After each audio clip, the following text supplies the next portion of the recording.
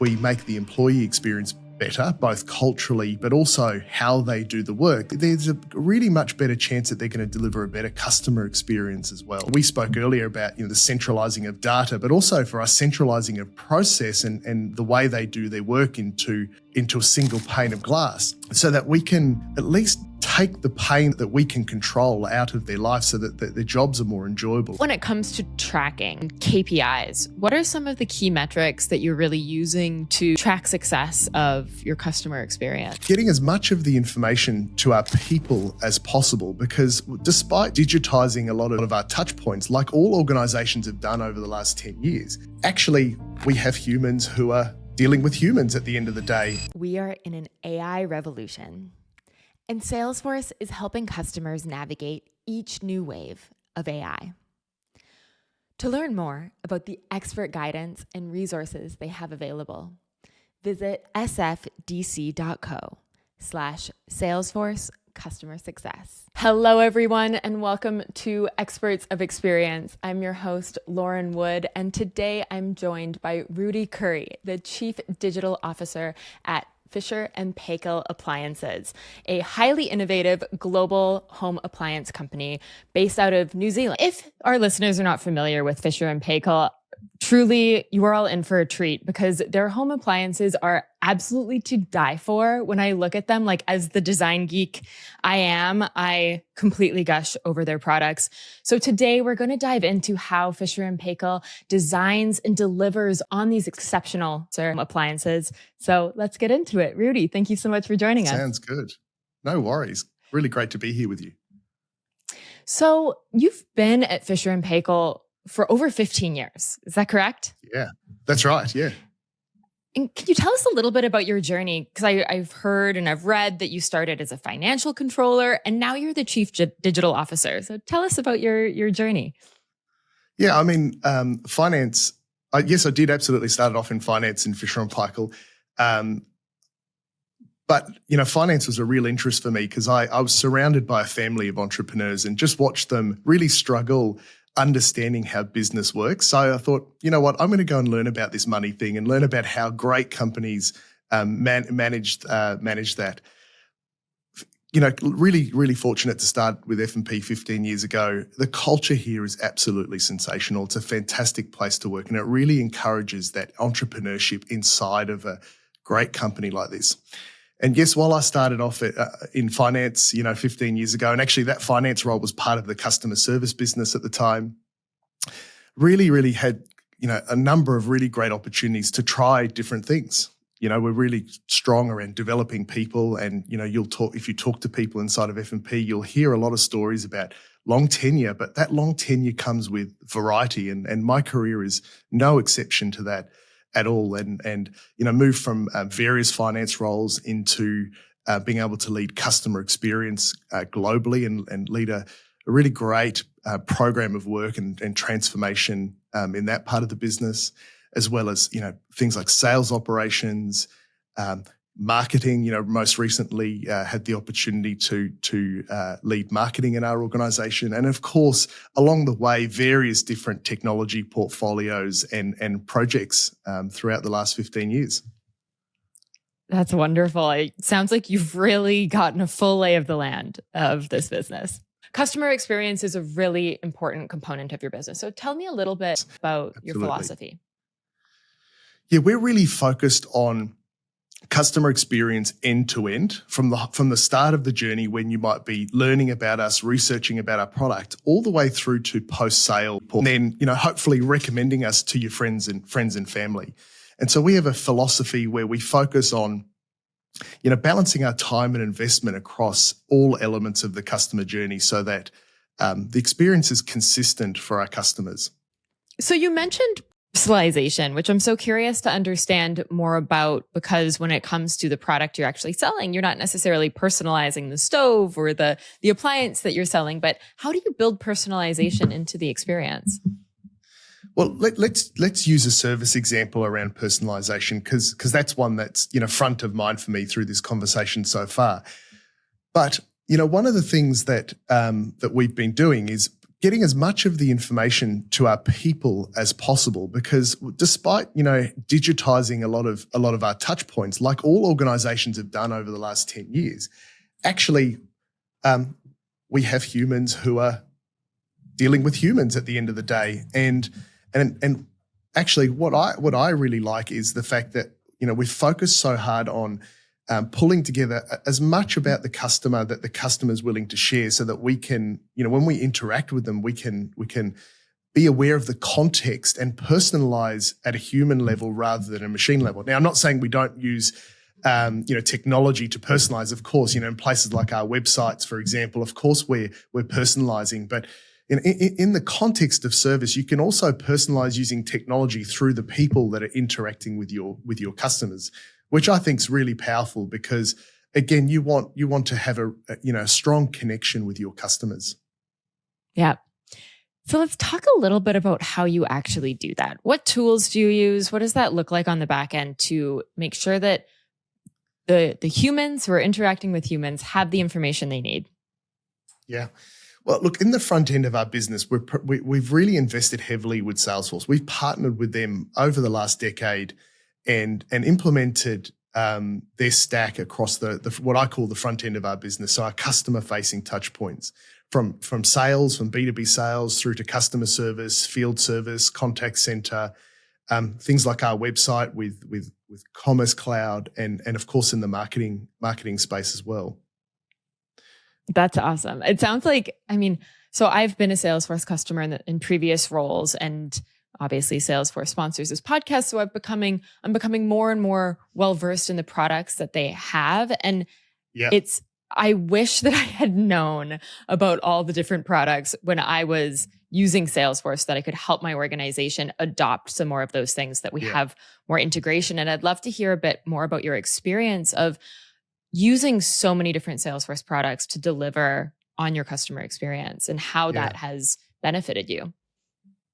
Yeah, I think, when we first started the journey with Salesforce, a decade ago, we knew that we were making a platform play for the long term, and we were really conscious that we wanted a partner that could facilitate our growth. And as we were growing and transforming our own business, we could bring on the tools along the way to deliver what we were trying to achieve for our customer. And there's real synergies in platform plays, because it allows you to consolidate things like your skill, the skill of your team, which means then you can deliver more faster, because you have expert knowledge around a platform.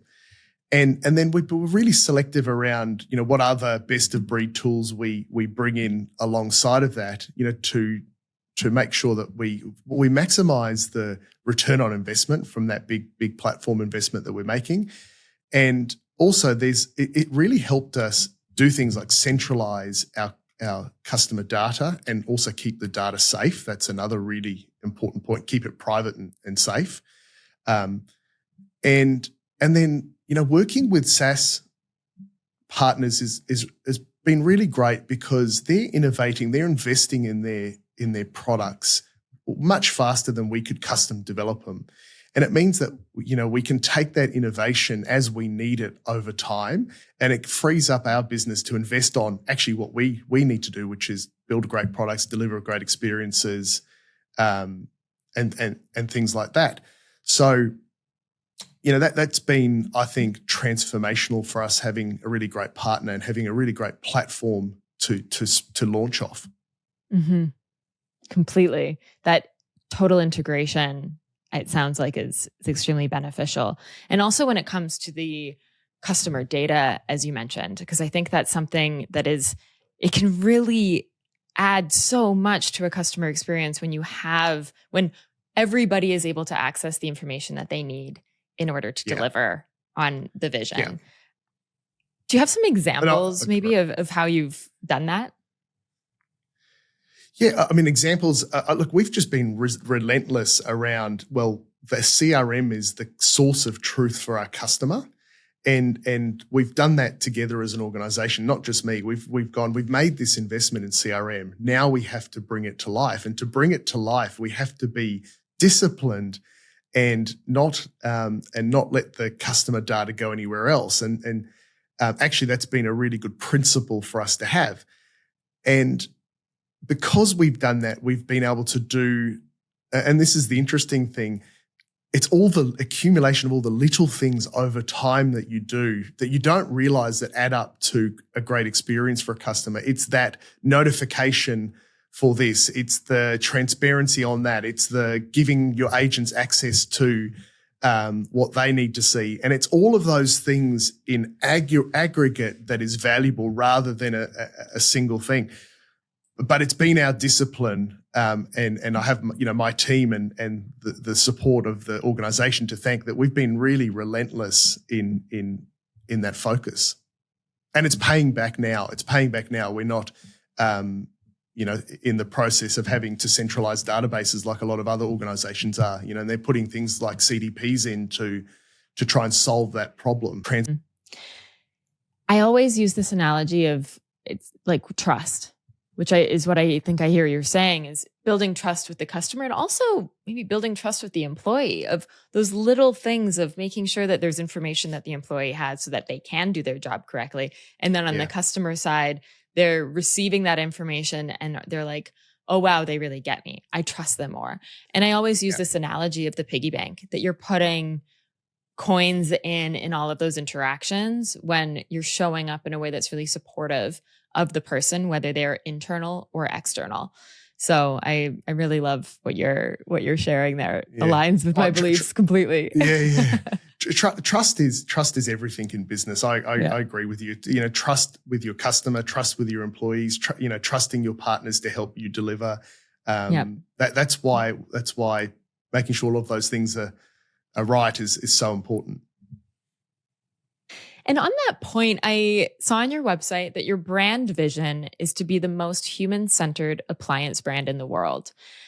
I'd love to understand, I mean, you've shared a lot in terms of how that comes to life, but what else is there that you haven't shared around really bringing that vision to life? As you've probably heard, many of the guests on Experts of Experience talk about using Salesforce to build great customer experiences. Are you using Salesforce? If not, take a look at the world's #1 AI CRM and how it can help you build stronger customer relationships by visiting sfdc.co/Salesforce customer success. Look at the core of what that means is we've really put the user at the center of everything. And look, if we think about our product, it's really about understanding how end users live their life around our product, and how does it fit into their life? How does it improve their outcomes? For example, acknowledging that during the week life is really fast paced, and you need your appliances to help you get through the week. That midweek convenience, and then on the weekend you need to transform the kitchen. It's the heart of the home. It's where you're entertaining. It's where you're bringing family and friends together. And I hear a lot in our organizations about people putting themselves in the shoes of the end user, of the customer all the time. They're always transporting themselves into our customers' shoes, and just thinking about what it's like to be one of our own customers. That is a philosophy that not only is in product, but I see it everywhere in our business. That's really awesome. Mm-hmm. Do you have any company practices around putting yourself in the customer's shoes? Like, how do you actually do that? Look, I think it's just ingrained in our culture, and there's no specific practice other than we speak about it a lot, and it's really deeply ingrained in who we are and what we do. Mm-hmm. And I guess no stranger. Like I've seen companies like Amazon, for example, where they leave the empty chair to represent the customer. Nothing exciting like that. But I will say, in the type of product that you're selling, everybody uses a stove, right? Probably. Okay, there's some people may not be cooks, but these home appliances are things that all of your employees, I imagine, do use at some point in their day, so they can put themselves in and their we do shoes. it together. And we do it together in our offices. If you come to most of our offices around the world, you will see a central kitchen where people come together and they share moments together around our product, but together as people. So, maybe that is a practice, but again, it's just part of who we are and what we do. It is something that is so common in businesses where the customer service team is not necessarily they're not like the sales team that's bringing in the revenue and but the customer service team is really the team that is keeping the relationship with the customer alive. And I totally agree with you. And I say this to every single person who's listening. If you have a customer service team, which I'm sure you do, give them credit for the work that they are doing and the relationship that they're building with your customer. They are critical. They're critical to that company and customer connection. And I think it's all too often that we don't give them enough credit for the work that they're doing. So I'm really glad to hear you calling out the team. I agree with you 100%. So when it comes to team culture, like you just said, this team, especially the team that is servicing the customer post-sale, they deal with a lot of tricky things. Look, I think there's a lot of different things that we do to support that.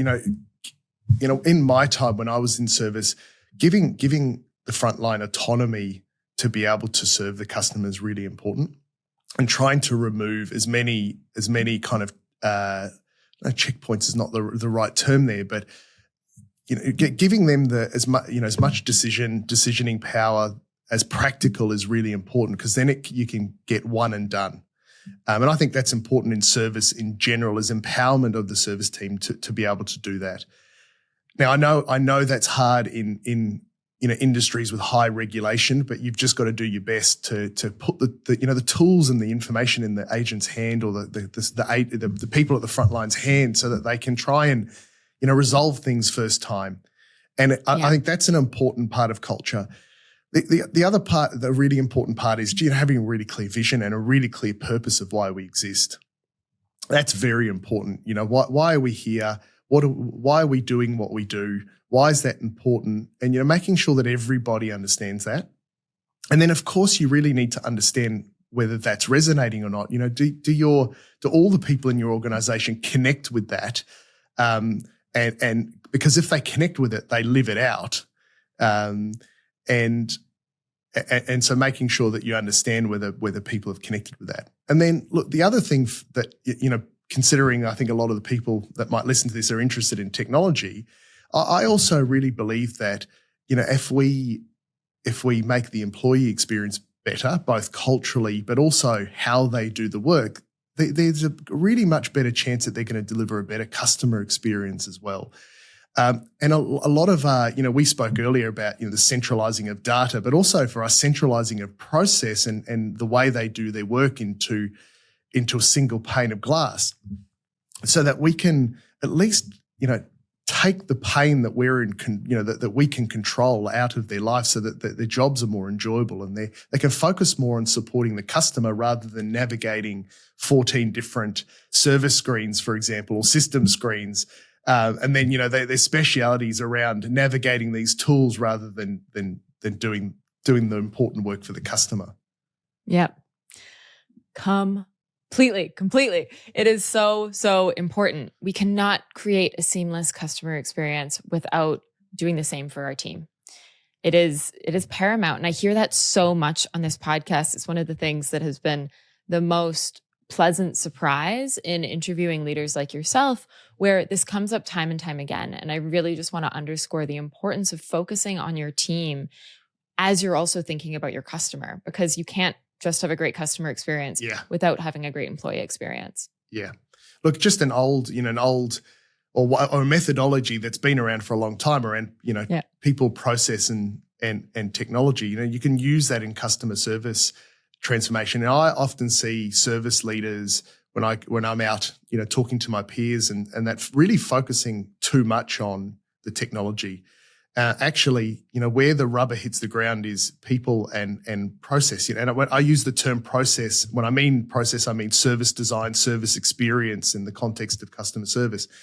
There's so much value to be gotten out of empowering your team, leading your team well, and then having a great well-designed service experience, I mean, you can get 70, 80% of the way there. Where the technology can really help you is make it scale and streamlined and fast and provide self-service for your customer. But it's not the only tool that a service leader has in its toolkit. And I think it's really important to remember that. As much as I'm an advocate for automation and technology, actually there's so much value to be extracted out of really, really great leadership and leading people well as great service design and understanding your customer and what they need from you and making sure that you're building how you operate around your customer, not around your own internal processes. Yes. So true. And I actually want to come back to something that you had spoken to earlier, which is about employee empowerment. And when it comes to people and process, that's where it really matters, because you can have perfect automation and an amazing tool and suite of tools that enable your team to do things well and quickly and scalable. But if they have to go through, for example, 5 layers of approvals in order to give the customer a refund on something, it's still going to slow them down. So I'd love to hear a little bit more about your philosophy on employee empowerment and how that actually takes shape at Fisher and Paykel. Yeah. Look, I just want to be clear. We don't have it right every single time, and that will happen. It just happens organically and sometimes by accident as you're moving really quickly in a business.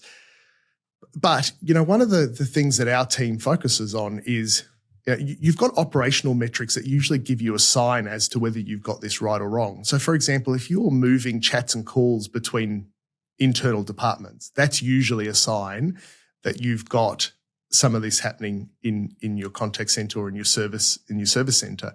And I know our team focuses greatly on making sure that the handoffs between our teams is minimized and reduced. So they're always listening and looking out for those things and making sure that they're where it's appropriate to put the power back in the person who's looking after the customer's hands. Now, you can't do that all the time, as you know, and I know, when I talk to people from other industries like the banking industries where you have to have things like segregation of duties, it is more difficult, and I acknowledge that. But it's about minimizing it, and then when it happens, about making sure that you make it as least impactful on the customer as you possibly can. Mm-hmm. Always thinking about what is the impact on the customer. I think it's kind of going back to the technology that you just referenced. It can be really tempting for us to think about, well, what's the fastest, easiest, scalable, most scalable way for us to do it? And we're not thinking about the cost to the customer per se, right? Like it may be better to have that segregation of duties and many different experts who deal with like one specific thing. But if the customer has to then speak to 5 different people and tell them their story over and over again, they're probably going to be really upset with you. So let's try to avoid that. What about when it comes to tracking and KPIs? What are some of the key metrics that you're really using to track success of your customer experience? There's layers of KPIs and metrics that I believe that you should look at. And of course, you want to start off with the voice of the customer. And things like NPS are really critical just to see whether your overall proposition is coming to life. And, NPS is all encompassing. It's not just your service experience. It's also your product experience and your end-to-end brand experience. But that's a really important touch point with your customer. And then you've got, other touch points where you can seek feedback along the way. Things like customer satisfaction or effort metrics, which we absolutely use just to see, are you making it as easy as possible for the customer when you're interacting with them? And then when you come down below that, you've also got, like I mentioned before, operational metrics, which are really important just to give you a bit of a little bit of a lead and lag indicator of whether you're on the right track or not. So those operational metrics, like are you transferring calls? Are you getting to interactions fast enough? And those type of things are really also important just to see how you're going in the moment. But then they shouldn't be relied on exclusively. You've got to use them with your customer insights as well. And then, a lot of companies invested a lot of time in self-service, and actually measuring whether those things work is really important too, and whether you're getting deflection rate. There is an overwhelming amount of opportunity in the AI space, and it's super exciting, but also how do we actually, find what works for our business and implement the right thing? There's a lot of challenges, Lauren, around building in the right guardrails, protecting your data, protecting your customer data. We spoke about trust before. We focus highly on protecting our customer data, and I'm going to be very careful around how we bring generative AI into our organization to continue to protect our customers' information. So there's some challenges there for enterprises that we have to think about, but we can overcome those. They're exciting challenges, and I think the opportunities are plentiful. Yeah. And we have to be thinking about what are our values as we're implementing this technology. What are the things, like you said, in your case, that like having that trust, having that privacy is really important to you. You've mentioned it multiple times. It's very clear it's something that you're thinking about often. And I think that's something that's really important for any company that's starting to implement AI. What are the values of the company that we really need to uphold as we implement this technology? Because it's different than what we've done before, and it is a bit of a snowball. Well, Rudy, thank you so much for sharing your wealth of knowledge. Really appreciate you coming on the show. And for those of you listening, if you enjoyed this episode, please follow us on wherever you listen to your podcasts and leave us a review. We would love to hear how you've been enjoying the episodes. So thank you, Rudy, again, and I'm sure we'll speak to you soon. Awesome. Thank you. Salesforce Customer 360 is the world's #1 AI CRM, helping companies build stronger customer relationships, drive faster time to value, and innovate with every technology wave. Learn more about their expert resources and support at sfdc.co/Salesforce Customer Success.